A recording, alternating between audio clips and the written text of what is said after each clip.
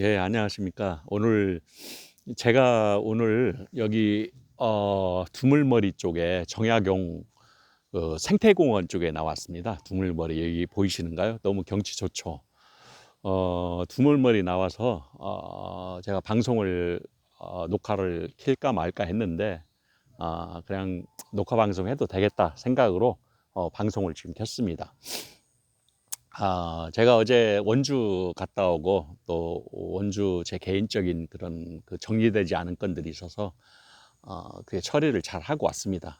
세상이 너무 험악하다 보니까 저를 이제 끝까지 이게 괴롭히고 정말 힘들게 하는 현재 그 어떤 그 뭐 정부라고 할까요? 뭐 정부는 아니지만은 하나의 조직이니까 그 정부에 소속된 조직이기 때문에 정말 힘들었습니다. 어제 또 말도 안 되는 내용을 가지고 뭐 아주 뭐 트집 잡으려고 하고 저를 힘들게 만들고 그랬는데 잘 마무리를 하고요. 뭐 제 거는 뭐 어차피 이 길게 아마 기각이 될 것 같고요. 제가 판단 기각될 것 같고 또 계속 그 길게 장기전으로 가지 않겠나라는 생각을 가져봅니다. 저도 마음을 비웠고 또 제가 이제 하고자 하는 것도 있고 해서 뭐 그 정도로 저는 뭐 거기에 뭐 올인하는 게 아니라 제 명예만 회복이 되면은 진행을 하는 게 원하기 때문에 그것을 저는 원하기 때문에 어, 상당히 어제 일은 잘 마무리를 하고 왔습니다. 제가 이제 오늘 좀 말씀을 드리고 싶은 것은 어, 어제 제가 이제 그 건물을 가보니까 현수막에 그런 편말이 있더라고요. 국민의 그 건강 정보를 그러니까 외부에 오픈하지 마라라고 하는 어느 노동조합에서 그 현수막을 그 건물에 달려 있는 걸 보고 국민의 건강 그 데이터 정보를 외부에 오픈하지 마라. 제3자에게 오픈하지 마라. 그 정도로 지금 심각한 우리 온 국민의 그런 데이터 정보가 유출되고 오픈이 되는 그런 그 지경까지 지금 왔습니다. 상당히 지금 심각한 지경이거든요. 그래서 이제 의료 민영화라는 말로 나오기를 하고 또 제가 알기로는 그 2, 3년 전에 그 민주당 김 무슨 주 의원 뭐 김뭐규 김한규 의원인가 이렇게 해서 법안을 민주당 몇 명하고 또 국힘당 몇 명이 그 개인정보 보호법 개정안을 발의를 했습니다. 그 내용이 뭐냐 취지는 제3자의 정보를 제공하는 거에서 더 좀 유도리 있게 제공하겠다 그런 취지의 내용이거든요. 물론 이제 다른 단체들이 있었죠. 그 의료 관련되는 또 그런 무슨 뭐 나무트리가 아니라 무슨 나무 뭐 그런 단체들이 있습니다. 그런 그 오랫동안 해온 단체들이 줄기차게 요구를 해왔거든요. 뭐 그 단체에서 공영주차장법인가를 만들어진 걸로 제가 알고 있습니다. 그건 김진표 국회의장 있을 때 통과가 돼서 시행을 되고 있고 다른 단체는 그 의료 데이터를 공공 그 의료 데이터를 그 개인 민영 그러니까 사기업체에다가 공유를 하겠다. 그러니까 개인정보도 그게 공유를 하겠다. 그런 것을 몇 년 전에 2, 3년 전에 법안 발의를 했는데 국민들의 저항, 그 의식 있는 사람들의 저항에 의해서 결국은 그게 발의가 폐기가 됐죠. 천만 다행입니다. 그래서 뭐 지금 뭐 여당이든 야당이든 다 믿지 말라는 얘기죠. 그 사람들이 제대로 공부도 않고 일부 사익을 위해서 자기네들의 이익을 위해서 그렇게 법안 발의를 하고 결국은 그게 국민들한테 손해가 가는 거거든요. 국민들의 건강권 침해가 되고 또 의료 민영화가 됨에 따라서 상당히 그 뭡니까 양극화가 되는 것이죠. 일반 서민들은 병원 가는 것도 엄청난 본인 부담금 진료비를 지불을 하게 되고요. 또 돈 있는 사람은 고급 양질의 서비스 병원을 가서 치료를 받게 되고 일반 서민들은 가지를 못합니다. 그러니까 미국이 그런 시스템을 갖춘 나라인데 지난번에 말씀드린 대로 메디케어, 메디큐어 그 아주 못 살듯이 아주 잘 살듯이 한 나라에서 아주 밑바닥층에 살든지 아니면 아주 잘 살아서 살든지 그렇게 하지 않는 이상 중간층, 애증하는 서민층, 중간층은 엄청난 부담을 갖고 사는 게 미국입니다. 그래서 제가 이제 말씀드리고 싶은 것은 절대 의료 민영화를 꿈에도 꾸면 안 된다, 하면 안 된다. 또 일부 어떤 사람들은 비대면 진료, 비대면 의료를 주장을 하는 사람이 있어요. 그것도 반대입니다. 왜 그것도 반대냐면은 이게 원격 진료하고 같은 맥락에 있거든요. 같은 말입니다. 비대면 진료가. 사실 그 취지는 코로나 시대 때 접촉을 못하기 위해서 그 비대면 진료를 일부는 허용하자라는 의견도 있었고, 실질 또 이재명 대표도 그런 취지에서 비대면 진료도 일부는 좀 어떤 상황이나 환경에 따라서 허용을 해도 좋겠다. 저 충분히 공감합니다. 근데 이 지금 같으면 이제 원격 그 소위 이제 도서벽지나 산간, 그 강원도 산골이나 또 백령도 섬 그런 데는 실질 의사가 가서 진입을 하지 못하고 진찰을 못 오지 않습니까? 그러면 부득이하게 이 화면을 통해서 진료를 받을 수밖에 없죠. 자, 그런 경우는 가능하고 또 코로나 시대 같이 실질 대면을 해서 진료를 받게 되면은 그 어떤 전염의 위험성, 감염의 위험성 때문에 비대면 진료가 이렇게 허용될 수가 있습니다.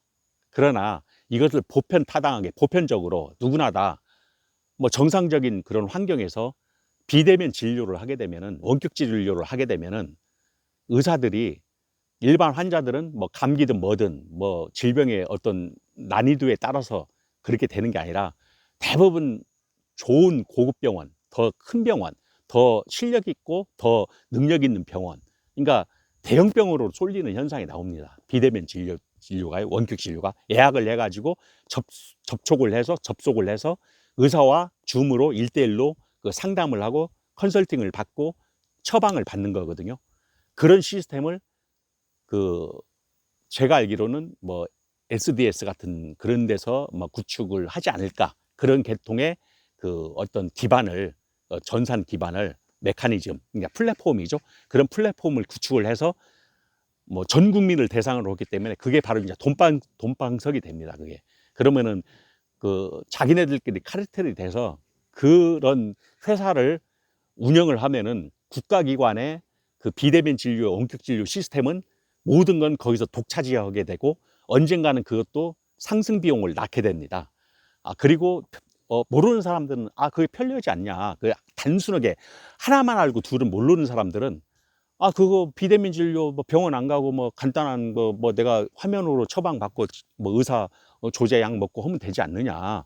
복잡하게 지금 뭐 한두 시간씩 기다리고 말이야. 가면 갈 때마다 그 5분도 진료도 보지도 않고 그런 불이익을 하는데 왜 내가 비대면 진료 왜 허용 안 하느냐. 그 하나만 알고 둘은 모르는 겁니다. 사실 비대면 진료라는 것은 사실 의사가 문진을 하고 청지기를 갖다 대고 또 아픈 부위를 만져보기도 하고 두들겨 보기도 하고 그 여러 가지 눈 상태, 여러 가지 그런 상황을 그 문진을 하고 진료를 보는 행위 자체가, 그러니까 그 진료 수가에 들어가 있죠. 그런 것을 받아야지 정상적인 의사의 어떤 진단이 나오는 겁니다. 그래야 하는데 화면으로 봐서 저 사람이 얼굴은 하얗게 뽀샵을 받아서 조명을 받아 하얗는데 그러면 창백한데 오진을 할 확률이 높습니다. 그리고 그게 정상적인 진료가 아닌 것이죠. 근데 편리성만 주장하는 사람들은 병원 안 가고 편리하게 내가 비대면 진료, 원격 진료 받으면 되지 않느냐. 그것은 정말 모르는 무식한 행위입니다. 그러니까 그런 오해의 소지를 좀 제대로 좀 공부를 해서 여러분들이 원격 의료나 비대면 진료는 절대 하면 안 된다. 다만 지난번에 이재명 대표도 코로나 시기 때 일부 제한적으로 정말 부득이하게 정말 대면 진료가 안 되는 그런 환경에 있는 분들, 또 그런 부득이한 상황에서는 비대면 진료를 허용할 수는 있어요. 어차피 우리는 병을 낫어야 하니까, 위급한 환자이기 때문에. 근데 그렇지 않고 막문하게 보편적으로 다 그냥 누구나 다 비대면 진료를 허용한다는 것은 원격 진료죠. 그것은 있을 수도 없는 얘기입니다. 그래서 이건 민영화의, 의료 민영화의 하나의 시초로서 하려고 하는 의지 아니겠느냐. 뭐 영리병원도 지난번에 말씀드렸죠. 제주도 영리병원. 그 지역만, 제주도만 영리병원을 하겠다. 그게 이제 점점 확대가 되면 전국적으로 서울 이제 대도시 중심권으로 영리병원을 허용하는 꼴이 됩니다. 대표적인 케이스가 국립의료원 같은 경우가 서울에 있지만은 동대문구에 있잖아요. 그게 국가에서 지정하다 보니까 서비스 질이 떨어져서 뭐 병원 뭐 운영하는데 적자가 난다. 그렇게 해가지고 뭐 대구에 있는 뭐 저기 뭐 누굽니까 그 병원도 마찬가지고 뭐 해가지고 지금 대구 시장으로 가 있는 홍준표 그래가지고 영리병원을 하겠다고 난리 나고 그랬지 않습니까? 원희룡이도 그랬고 영리병원도 의료 민영화를 하겠다라 하는 하나의 슬그머니 대한민국 국토 안으로 영리병으로 해서 의료 민영화를 열겠다고 하는 그런 시초입니다. 그래서 여러분들이 지금 여기 뒤에 보면은 지금 까치가 있죠. 까치 보이시나요? 제가 여기서 이렇게 보여드릴게요. 까치 까치가 보입니다. 참 까치 이놈이 안 날아가고 저 위에 앉아서 또 계속 방송하겠습니다. 그래서 제가 영리병원은 절대 들어오면 안 되고 또 결국은 국민의 생활 공공재인 의료 시스템이 무너지는 공공의료 체계가 무너지는 그런 시스템 자체가 붕괴가 되는 대한민국이 큰일 납니다. 그렇게 되면 우리나라 있는 사람들은 거의 뭐 고급 병원에 가서 진료를 받겠죠. 없는 사람들은 집에서 병원도 못 가고 그 영화 시코 말씀드린 대로 손가락 2개가 절단됐는데 돈이 없어서 하나만 봉합수술을 하는, 약지는 못 오고 중지만 하는 뭐 그런 꼴이 나오는, 뭐 치아 이빨 하나 뽑는데 우리나라는 그래도 몇만 원이면 뽑는데 미국은 수백만 원이 들어갑니다. 그 정도로 이 양극화가 지금 하는 게 의료 민영화입니다. 의료 민영화 절대 하면 안 되는 거고요. 제가 또 말씀드리고 싶은 것 또 하나는 지금 어제 어제 제가 그 원주 가는 길에 실방을 올렸지만은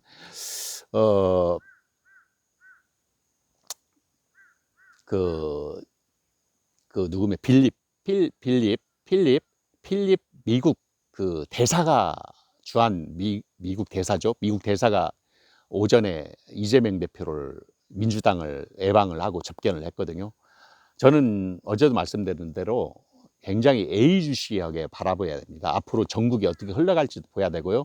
지금 뭐 북한의 핵 개발 관련해서 뭐 표면상으로 그렇게 우리가 공식 그 기자들이 있을 때는 그런 내용을 얘기했지만 비공식적으로는 지금 대한민국이 전쟁에 들어가기 위한 하나의 그 어떤 분위기, 그런 그 곡선들, 그런 그 연기들이 지금 나오기 때문에 급해서 미국이 방문했다. 그리고 그런 어떤 그 전쟁의 어떤 국지전이든 뭐가 됐든 그런 것들을 지금 우크라이나 전쟁, 러시아와 그 다음에 이스라엘 지금 그 뭡니까 그 이스라엘 말을 안 듣잖아요. 이스라엘이 이번에 뭐 6명인가를 그 뭐 에스랑 뭐죠 저기 그 이스라엘 싸우는 그런 단체 그 에스랑 무슨 뭐라고 하죠? 아즈란가 걔네들 그 간부들 사령관급 6명을 죽였다고 그럽니다. 그러니까 2명만 남은 거죠. 그런 정도로 지금 심각하게 중지를 시켜도 이스라엘은 자기 독재적으로, 또 이스라엘이 사실 그 미국을 지금 경제적으로 다 쥐어잡고 있거든요. 그러니까 뭐 미국 말을 안 듣죠. 근데 미국은 또 대한민국에 만약에 국지전이 나오고 전쟁이 일어난다면 미국은 이제 걷잡을 수 없기 때문에 굉장히 힘듭니다. 지금 일본이 오키나와에 미국의 가장 큰 그 어떤 본부가 있거든요. 국방, 그러니까 우리나라 용산에 헤드쿼터가 있는 식으로 오키나와에서 이 용산은 미군 그 사령부 오키나와의 지시를 다 받습니다. 그러니까 오키나와가 거점이 본점이죠. 그 다음에 여기는 지점이라고 보면 됩니다. 그 정도로 사실 미국은 그 정치적인 것뿐만 아니라 세계 경찰 국가로서 정보망이 빠삭하게 알고 있는 게 미국입니다. 우리나라 안기부 이상으로 안기부 위에보다 안기부도 도청을 하고 있습니다. 그러니까 CIA, FBI 그런 애들이 용화내에서 무슨 전화 통화를 하고 누가 통화를 하고 뭔 내용이 일어나고 어떤 내용이 있는지를 얘네들이 이미 다 위에서 모니터링을 하고 지켜보고 있습니다. 그 정도로 심각하기 때문에 미국 대사가 어제 4명을 대동해서 방문을 했던 거고요. 아마 비공개 회의에서는 여러 가지 얘기를 했을 겁니다. 물론 그 전에 뭐 정동영 의원도 미국도 갔다 오고 했지만 아마 대한민국 지금 흘러가는 그 어떤 분위기가 심상치 않기 때문에 연말 안에 새로운 미국의 11월 달에 대선 대선이 있지 않습니까? 대선 당선이 누가 될지 모르겠지만 트럼프가 되더라도 또 해리스가 되더라도 누가 될지 모르지만은 대선이 당선이 되면 지금 현 윤석열 정부는 굉장히 위기에 봉착한다. 뭔가를 이것은 둘 중에 하나 선택해야 한다. 굉장히 하야까지 얘기 나올 정도로 지금 심각합니다. 그 정도로 미국은 모든 정보를 지금 다 갖고 있다는 얘기죠. 모든 정보를 다 갖고 있다는 얘기는 대한민국을 컨트롤할 수 있다는 얘기입니다. 대한민국을 충분히 컨트롤할 수 있다는 얘기인데 빚이 있어서 내가 밖에 나가면 안 되겠네요. 대한민국 자체를 아직까지는 우리 전시 작전권, 이제 뭐 독자적으로 전투를 할 수 있고 전쟁을 할 수 있는 그런 작전권이 아직 안 넘어와 있죠. 그러니까 우리는 모든 걸 미국 연합사령부, 미국 군한테 우리는 사전에 승인을 맡아서 총도 쏘고 그렇게 해야 됩니다. 근데 전시 작전권은 제 개인적으로는 어떤 무기적인 거나 여러 가지 현대 무기에 있어서 우리 독자적으로 수행하기가 어렵습니다. 사실 미국 없이는. 미국의 블랙호스라든가 그런 비행기라든가 그런 게 어마어마하기 때문에 지금도 미국이 떴다 하면은 뭐 평양 어디든 다 초토화 시킬 수가 있거든요. 근데 왜 안냐면은 제2의 바라보는 중국, 러시아가 있기 때문에 절대 이렇게 못 옵니다. 그러니까 북한만 있다라고 하면은 뭐 그냥 쫙 가서 그냥 블랙호스 같은 데 가가지고 내리다망 다 피해서 걸리지 않는 내리다망으로 그냥 불바다를 만들 수가 있죠. 근데 절대 그렇게 하지를 못합니다. 그렇기 때문에 이제 큰 어떤 전쟁으로 뭐 러시아, 중국이 개입이 되고 이제 3차 대전까지 갈 수 있는 그런 위험성이 있기 때문에 할 수도 없고 대한민국은 평화적으로 어떤 그러니까 평화적인 통일, 서로 간의 체제를 존중하면서 서로 문화 뭐 어떤 그런 분야별로 간접적으로 통일을 하는 식으로 가야지 북한과의 통일이 되는 것이지 하루아침에 서독과 동독이 통일되는 식으로 이렇게 할 수가 없습니다. 그래서 제가 지금 어제 필립이라고 하는 미국 대사가 한국을 방문한 이유는 한국이 지금 우리는 알 수 없지만 매우 심각하게 돌아가고 있다. 뭐 계엄령까지 얘기가 나오지 않았습니까? 뭐 솔솔솔 여러 사람들한테. 저는 계엄령을 당해본 세대라 80년대 세대라 저는 계엄령이라는 걸 압니다. 계엄령이 그냥 계엄령 되는 게 아닙니다. 처음에 긴급 조치부터 발표를 합니다. 그래서 12시 이전에 다 집에 들어가라. 그리고 서서히 그 강도를 높입니다. 그러면서 나중에 계엄령이 들어갑니다. 그러면서 모든 걸 언론을 통제하고 모든 것을 이제 통제하기 시작하는 게 계엄령입니다. 그 다음에 다 구속을 시키고 이제 정치 성향, 좌성향을 가지고 있는 사람, 자기 입맛에 안 맞는 사람들은 다 구속을 시키고 옛날 삼천교육 때 보내는 식으로 다 그렇게 하는 게 계엄령입니다. 그 다음에 일부러 또 뭐 탱크 같은 경우는 또 사람을 민간인을 죽여요. 그래가지고 더 일을 크게 만들기도 하고 그 이유를 핑계를 대서 더 계엄령을 더 늘리거든요. 지금 젊은 친구들은 아무것도 모르니까 계엄령을 우습게 하는데 계엄령 했다가는 대한민국 쫄딱 망합니다. 그래서 그런 것까지 지금 만들고 있다. 현재 정부가 뭐 그런 얘기까지 지금 솔솔 나오고 있지 않습니까? 한두 명이 아니라 뭐 김민석 최고위원이 얘기한 바와 같이 여러 사람 입에서 계엄령 얘기 나온다는 것은 이미 남북한의 국지전까지 지금 얘기를 나오고 있다. 그렇다고 하면은 미국은 그런 내용들을 다 파악하고 알고 있기 때문에 미국이 어제 대사가 4명 대동해서 어제 왔던 거고요. 오후에 이제 한동훈이 만난 것은 형식상 야당 만났으니까 여당 대표도 만나는 것이고요. 한마디로 옛날 박근혜 때도 탄핵하기 이전에 또 박정희 정부 때도 그렇고 전두환 때도 그런 긴박하게 돌아가는 시점에서는 미국 대사가 한국 대표를 만나고 그런 내용을 들어보고 사전에 조율을 합니다. 그래서 제가 어제 말씀드린 대로 이재명 대표를 윤석열 정부는 법정 구속을 어떻든 간에 시키려고 할 겁니다. 왜 그러냐면 시켜야지 민주당 내에서 자중질환이 일어나거든요. 또 뭐 조국이라든가 뭐 김동연이라든가 김경수라든가 문재인 양산을 문재인을 중심으로 해서 이재명을 내몰고 다시 또 수박당으로 만들려고 하는 게 민주당입니다. 그래서 이재명이를 법정 구속을 시켜야지 여당이 이제는 뭔가를 이제 자중질환이 일어나서 뭔가를 집권을 더 연장을 하고 자기 입맛대로 할 수 있거든요. 그런 각본에 의해서 아마 11월 15일 날 판결이 뭐 법정 구속될 수도 있다라고 저는 봅니다. 그것까지도 감안을 해야 됩니다. 아마 민주당 지지하는 당원들은 들고 일어나겠죠. 전국적으로 산발적으로 일어나겠죠.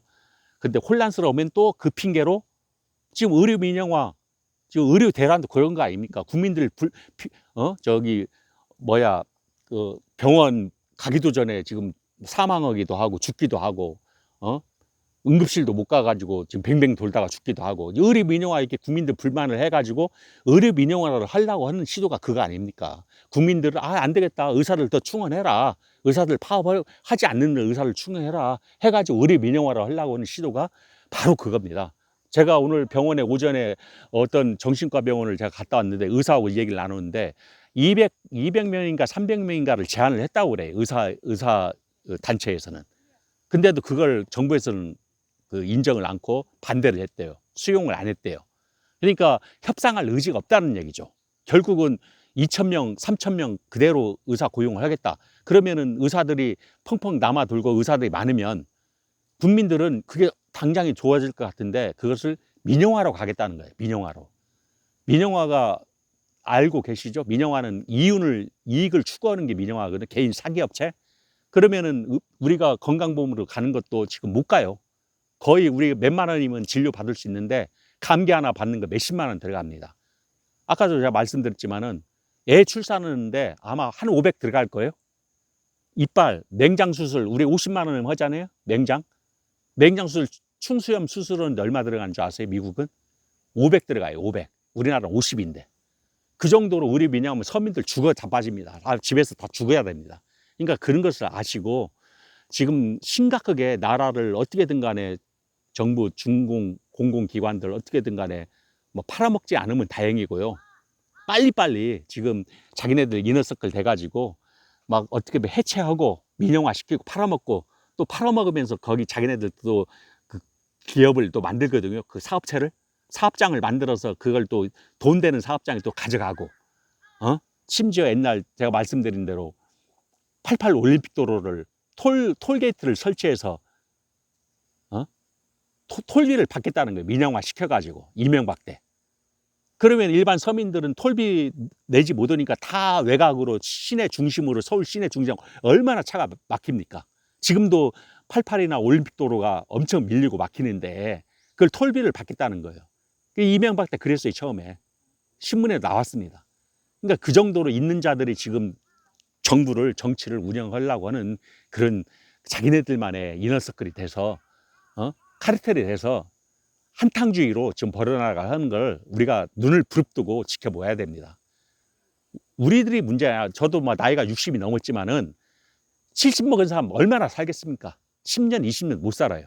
자식들, 손자들 생각해 봤을 때는 그들이 정말 그냥 누구같이 그냥 돈 많은 사람들 뭐 몇십억씩 가지고 있는 사람들은 떵떵거리 살지만 우리같이 서민들은 그런 국가에서 공공의료제, 공공재, 전기, 수도, 의료 그런 건 국가에서 기본적으로 책임을 져줘야 됩니다. 전기세가 엄청 배요. 일본같이 한 달 전기세가 수백만 원씩 내봐요. 뉴질랜드같이. 전기세 적자가 나더라도 국가에서 그건 국책 사업으로 국가 공기관으로 국민들을 질을 서비스를 올려주는 게 국민 기본권, 생존권을 올려주는 게 그게 국가에 해야 할 책무고 의무입니다. 그런 것도 지키지도 못하고 그냥 다 팔아먹 제끼어버리고 효율성이라는 그 명목으로 공기관의 효율성이라는 명목으로 하는데 효율성은 두 번째 문제고요. 주가 뭐냐? 국민들의 서비스 질과 국민들의 생존권을 보장을 해주는 그게 국가기관에서 해야 할 공공기관입니다. 그런 기관들이 지금 심각한 위험성에 처해 있다. 저는 그렇게 보고 있고요. 제가 지금 방송을 이것저것 얘기했는데 저는 어제 이제 그 미국 대사가 왜 한국을 방문했는지 그거에 대해서 굉장히 예의주시한다. 이재명 대표와 충분한 교감을 연말 안에 대한민국 어떤 그 집권 세력이 어떤 조치가 나올 것이다. 아마 미국 대통령이 새로운 대통령이 아마 틀림없이 요구를 할 겁니다. 아주 강압적으로 뭔가를 내용을 알고 있기 때문에 상당히 연말에 획기적인 어떤 그 지금 탄핵하야 뭐 선택을 하지 않을까, 이제 그렇게까지 저는 바라보고 있습니다. 그래서 미국이란 나라는 아직까지 대한민국에서 우리가 부인할 수 없는 나라고, 전 세계적으로 경찰 국가, 미국에 다 손아귀에 있기 때문에 미국은 그만큼 정보망이 뛰어나거든요. 모든 그 우리가 듣고 얘기하는 내용, 청와대든 용화대든 어디든 다 얘기했던 내용 다 이미 얘네들은 다 알고 있고 꿰차고 있어요.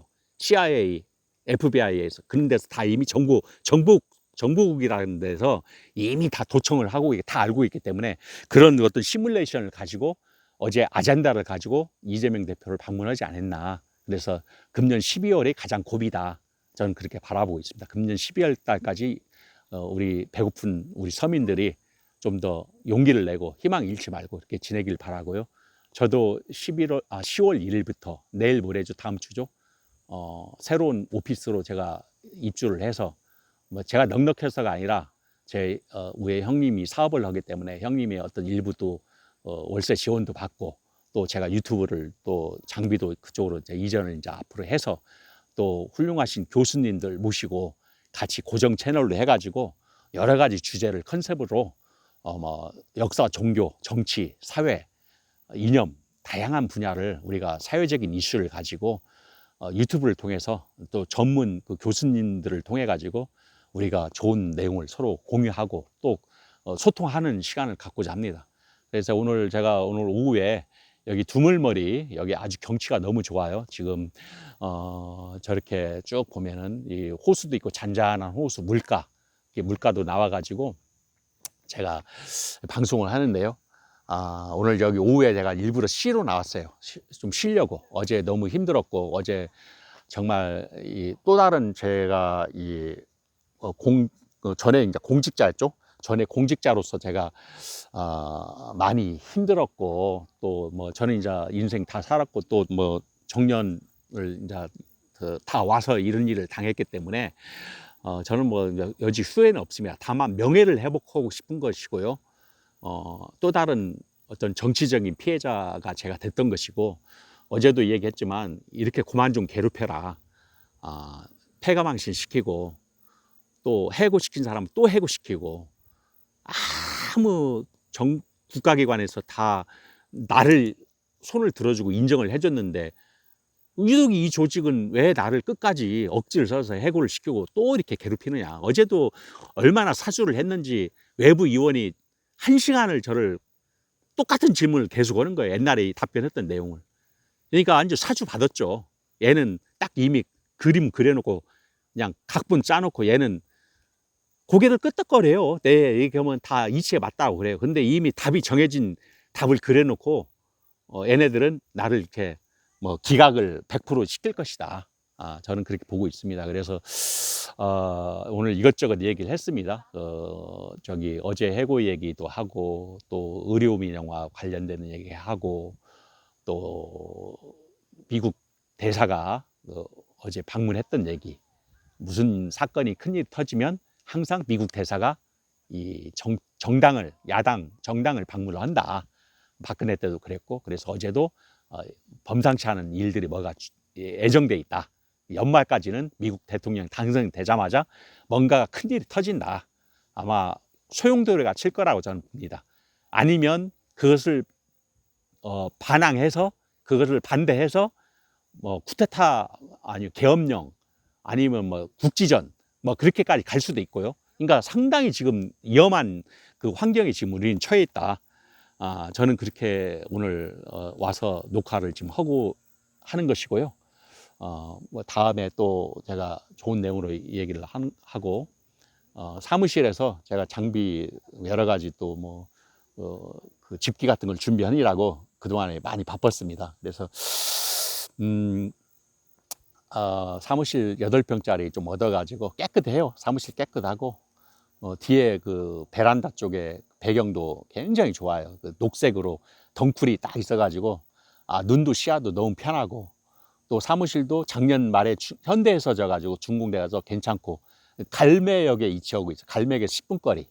그래서 아직까지는 그 주차장이 이 현대 테라타워 주차장이 무료, 누구나 다 오셔서 격려해 주시고, 또 앞으로 더 좋은 주제를 가지고 제가 방송을 할 계획이니까 뭐 또 많이 응원도 해 주시기 바랍니다. 오늘 여기까지 방송하고요. 제가 오늘 마지막으로 오늘 방송은 한번 그 경치를 쫙 한번 이렇게 구경을 제가 시켜드리고 방송을 마무리할까 합니다. 다음에 또 뵙겠습니다. 경치 구경해 드릴게요.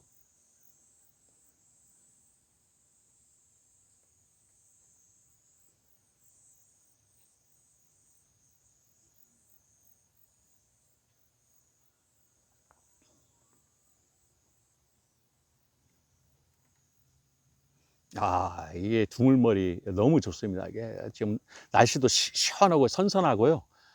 나와서 이렇게 조용한 차분한 가운데서 마음을 가라앉히고, 또 호수의 마음같이 편안한 평온한 마음을 찾아가는 게 굉장히 마음이 편합니다. 그래서 어디 가는 것보다는, 또 저도 뭐 집에서 한 20분 그 차로 뭐 2, 30분이면 충분히 오거든요. 제가 강동구 저쪽 그 하남 쪽 강일동에 살기 때문에 저는 굉장히 여기를 자주 와요. 제가 여기 무슨 뭐 머리에 복잡한 일 있으면 여기에 와서 이렇게 좀 쉬었다 가기도 하고, 또 이렇게 편하게 좀 앉아서 이 생각 저 생각 또 전화하기도 하고 그러는데, 경치가 굉장히 좋죠. 여기 두물머리 여기 있고, 저쪽 또 정약용, 여기는 정약용 생태공원이거든요. 저쪽 두물머리라고 또 있습니다. 저쪽 위쪽으로 거기도 괜찮고, 저 뭐 가끔 이렇게 오는데 이 보세요. 너무 좋죠. 이 경치가요. 이렇게. 자, 여기까지 방송하고 다음에 또 뵙겠습니다. 예, 감사합니다. 예.